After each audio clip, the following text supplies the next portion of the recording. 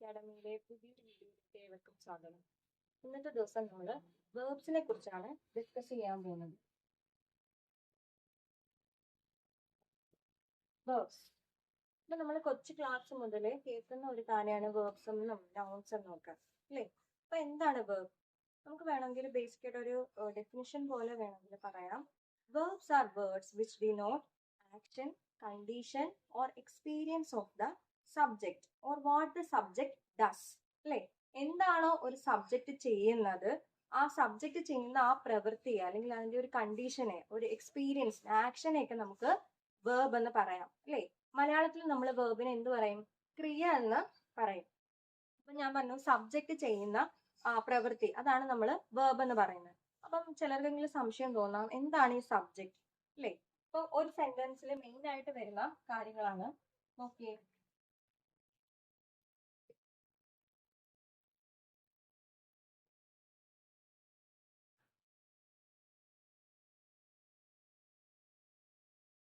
സെന്റൻസിൽ എന്താണ്? അർജുന കിൽഡ് കർണ. ഇവിടെ എന്താണ്? We easily identify the verb. അല്ലെ, ഏതാണ്? കിൽഡ്. ഇവിടെ വന്നിരിക്കുന്ന പ്രവൃത്തി ഏതാണ്? കൊല്ലുക എന്നുള്ള, കിൽഡ് എന്നുള്ളതാണ് ഇവിടെ വന്നിരിക്കുന്ന വേർബ്. അല്ലെ, അപ്പൊ വേർബ് നമുക്ക് കിട്ടി, കിൽഡ് ആണ്. അപ്പൊ ഈ പ്രവൃത്തി ചെയ്തത് ആരാണ്? ഈ കിൽഡ് എന്ന് പറഞ്ഞ പ്രവൃത്തി, ആ വേർബ് ചെയ്തത്, ആ ആക്ഷൻ ചെയ്തത് ആരാണ്? അതാണ് അർജുന. അല്ലെ, അപ്പൊ ആ ആക്ഷൻ ചെയ്യുന്നത് ആരാണോ അതാണ് subject. So here Arjuna is the subject. അപ്പൊ വേറൊരാളും കൂടി ഉണ്ടല്ലോ, അതെന്താണ്? ഈ ആക്ഷന്റെ റിസൾട്ട് കിട്ടിയത്, ഈ ആക്ഷന്റെ റിസൾട്ട് അനുഭവിക്കുന്ന ആരാണോ അതാണ് object. Here Karna is the object. അപ്പൊ ഒരു സെന്റൻസിൽ മെയിൻ ആയിട്ട് വരുന്ന കാര്യങ്ങളാണ് വേർബ്, സബ്ജക്ട് ആൻഡ് ഒബ്ജക്ട്. അല്ലെ, അപ്പം ആ വേർബ് എന്ന് പറഞ്ഞാൽ എന്താണ്? ആക്ഷൻ ആണ്, ആക്ഷൻ വേർഡ് ആണ് വേർബ്. ആക്ഷൻ ചെയ്യുന്ന ആളാണ് സബ്ജക്ട്, അതിന്റെ റിസൾട്ട് കിട്ടുന്ന ആളാണ് ഒബ്ജക്ട്. നമുക്ക് വേർബിന്റെ ഫോംസിനെ കുറിച്ച് നോക്കാം. ഒരു വേർബിന് ബേസിക്കലി എത്ര ഫോംസ് ആണുള്ളത്? 3 ഫോംസ് ആണ്. നമ്മൾ കുഞ്ഞു ക്ലാസ്സിലൊക്കെ പഠിക്കാറുണ്ട്, V1, V2, V3 എന്നൊക്കെ പറഞ്ഞു. അല്ലേ, അപ്പം V1 എന്ന് പറഞ്ഞാൽ എന്താണ്?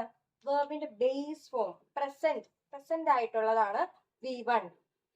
V2 ആവുമ്പോ past and V3 past participle എന്ന് പറയും. അപ്പൊ V1 ബേസ് ഫോം ആണ്, വേർബിന്റെ ബേസ് ഫോം ആണ് V1, അതായത് പ്രസന്റ്. അല്ലെങ്കിൽ V2 എന്താണ്? പാസ്റ്റ് ആണ്. V3 ആവുമ്പോ പാസ്റ്റ് പാർട്ടിസിപ്പിൾ. നമുക്ക് കുറച്ച് എക്സാമ്പിൾസ് നോക്കാം. ഈ വേർബിന്റെ തന്നെ എടുക്കാം. അപ്പം ഈ വേർബ്, ഇതിന്റെ ബേസ് ഫോം എന്തായിരിക്കും വരുന്നത്? കിൽ ആണ്. അല്ലേ, ആൻഡ് V2 കിൽഡ്. V3 എന്ത് തന്നെയാണ്? കിൽഡ് തന്നെയാണ്. ഇനി മറ്റൊരു വേർബ് എടുക്കാം, സിംഗ്, സാങ്,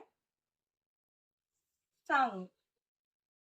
അല്ലേ, ഇനി അടുത്ത റൈറ്റ്. V2 എന്ത് വരും? റോട്ട്. V3 ആവുമ്പോ റിട്ടൺ. എടുക്കാം,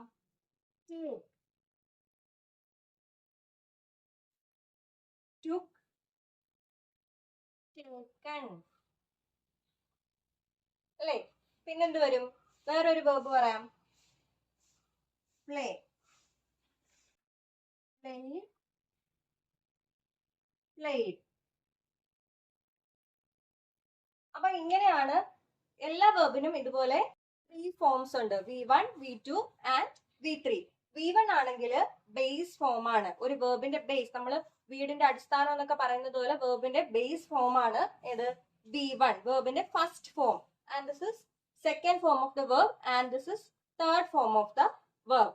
ഇനി നമ്മൾ ചിലപ്പോഴൊക്കെ ഈ സ്കൂൾ ക്ലാസ്സുകളിൽ വേർബിനെ കുറിച്ച് ക്ലാസ് എടുക്കുമ്പോൾ കുട്ടികൾ എക്സാമ്പിൾ ആയിട്ട് പറയും സിങ്സ്, അല്ലെങ്കിൽ ടീച്ചേഴ്സ്, റൈറ്റ്സ്, അങ്ങനെ പറയാറുണ്ട്. അപ്പം അങ്ങനെ ഒരു വേർബിന്റെ ഫോം നമ്മൾ ഇവിടെ ഒന്നും എഴുതിയില്ല. അപ്പൊ എന്തായിരിക്കും അത്? അതാണ് സബ്ജക്ട് വേർബ് എഗ്രിമെന്റ് എന്ന് പറയും, സബ്ജക്ട് വേർബ് എഗ്രിമെന്റ്. അപ്പം സബ്ജക്റ്റും വേർബും തമ്മിലുള്ള ഒരു എഗ്രിമെന്റ് ഉണ്ട്. അല്ലേ, എന്താണ്? സബ്ജക്ട് ആരാണെന്ന് പറഞ്ഞു, എന്താണ് വേർബ് എന്താണെന്ന് പറഞ്ഞു. അപ്പം സബ്ജക്റ്റും വേർബും തമ്മിൽ ഒരു എഗ്രിമെന്റ് ഉണ്ട്. എന്താണ്? സബ്ജക്ട് സിംഗുലർ ആണെങ്കിൽ വേർബും എന്ത് തന്നെ വരണം? സിംഗുലർ തന്നെ വരണം. സബ്ജക്ട് പ്ലൂറൽ ആണെങ്കിൽ വേർബും പ്ലൂറൽ ആവണം. അപ്പൊ നമ്മൾ ഇവിടെ പറഞ്ഞു V1 എന്ന് പറയുന്നത് വേർബിന്റെ എല്ലാം ബേസ് ഫോം ആണ് അല്ലെ. ഈ ബേസ് ഫോമിൽ വരുന്ന എല്ലാ വേർബും അതിന്റെ ബേസ് ഫോമിൽ എങ്ങനെയായിരിക്കും? പ്ലൂറൽ ആയിരിക്കും. പ്ലൂറൽ എന്ന് പറഞ്ഞാൽ എന്താണ്? മോർ ദാൻ വൺ, ഒന്നിൽ കൂടുതൽ. സിംഗുലർ ആവുമ്പോ സിംഗിൾ, ഒന്നേ ഉള്ളൂ അല്ലെ. അപ്പം സബ്ജക്ട് സിംഗുലർ ആണെങ്കിൽ വേർബും സിംഗുലർ വരണം. അപ്പൊ നമുക്ക് ഈ V1 ഫോമിലുള്ള വേർബിനെ ഒന്നും നമുക്ക് സിംഗുലർ സബ്ജക്റ്റിന്റെ കൂടെ എഴുതാൻ പറ്റില്ല. കാരണം എന്താണ്? ഈ V1 വേർബ് എല്ലാം എങ്ങനെയാണ്? പ്ലൂറൽ ആണ്. അപ്പൊ ഈ പ്ലൂറൽ ആയിട്ടുള്ള വേർബിനെ സിംഗുലർ ആക്കാൻ വേണ്ടിയിട്ട് നമ്മൾ എന്ത് ചെയ്യും? We should add S or es to the verb. ചില വേർബിന്റെ കൂടെ എസ് ആഡ് ചെയ്യുമ്പോൾ അത് സിംഗുലർ ആവും, ചില വേർബിന്റെ കൂടെ es ആഡ് ചെയ്യുമ്പോൾ അത് സിംഗുലർ ആവും. അപ്പൊ അങ്ങനെയാണ് നമ്മൾ എന്താണ് സബ്ജക്ട് വേർബ് എഗ്രിമെന്റ് കറക്റ്റ് ആക്കുന്നത്. ഫോർ എക്സാമ്പിൾ, ഷീ സോങ് അല്ലേ. ഇവിടെ സബ്ജക്ട് ആരാണ്? ഷീ ആണ് അല്ലെ. ഷീ, അവൾ. അവൾ എന്ന് പറഞ്ഞാൽ ഒന്നേ ഉള്ളൂ, ഒരാളെ ഉള്ളൂ അല്ലെ. അപ്പം സബ്ജക്ട് സിംഗുലർ ആണ്. അപ്പൊ നമ്മുടെ വേർബും എന്ത് തന്നെ വരണം? സിംഗുലർ തന്നെ വരണം. അപ്പം സിങ്സിന്റെ ബേസ് ഫോം ഏതാണ്? സിങ് ആണ് അല്ലെ. അപ്പൊ ബേസ് ഫോമില് എല്ലാ വേർബും എങ്ങനെയാണ്? പ്ലൂറൽ ആണ്. അപ്പൊ ആ പ്ലൂറൽ ആയിട്ടുള്ള സിങ് എന്ന് പറഞ്ഞ വേർബ് നമുക്ക് ഈ ഷീയുടെ കൂടെ എഴുതാൻ പറ്റില്ല, കാരണം ഷീ സിംഗുലർ ആണ്. അപ്പൊ ഈ സിങ്ങിനെ നമുക്ക് സിംഗുലർ ആക്കണം. സിംഗുലർ ആക്കാൻ വേണ്ടിയിട്ട് നമ്മൾ എന്ത് ആഡ് ചെയ്തു? വി ആഡ് എസ് അല്ലെ. നമ്മൾ എസ് ആഡ് ചെയ്ത് അങ്ങനെ ഈ വേർബിനെ നമ്മൾ സിംഗുലർ ആക്കി. സിംഗുലർ ആക്കിയിട്ടാണ് ഇതിന്റെ കൂടെ എഴുതി കറക്റ്റ് ആക്കിയത്. അതാണ് സബ്ജക്ട് വേർബ് എഗ്രിമെന്റ്. ഇനി നമ്മൾ പറഞ്ഞു എസ് അല്ലെങ്കിൽ es ആഡ് ചെയ്യുന്നു അല്ലെ. es ആഡ് ചെയ്യുന്ന എപ്പോഴാണ്?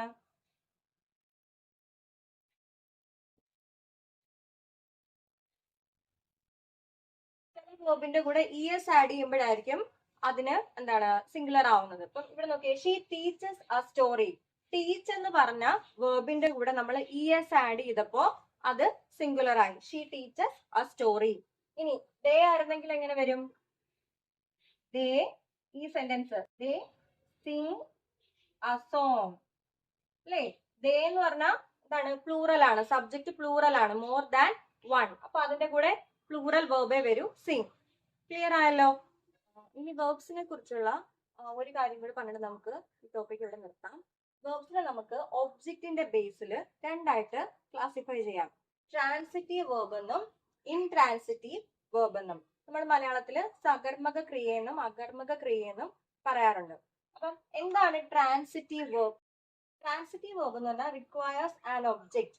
ഒരു ഒബ്ജക്റ്റിനെ റിക്വയർ ചെയ്യുന്ന ആവശ്യമുള്ള ഒരു വേർബിനെയാണ് നമ്മൾ ട്രാൻസിറ്റീവ് വേർബ് എന്ന് പറയുന്നത്.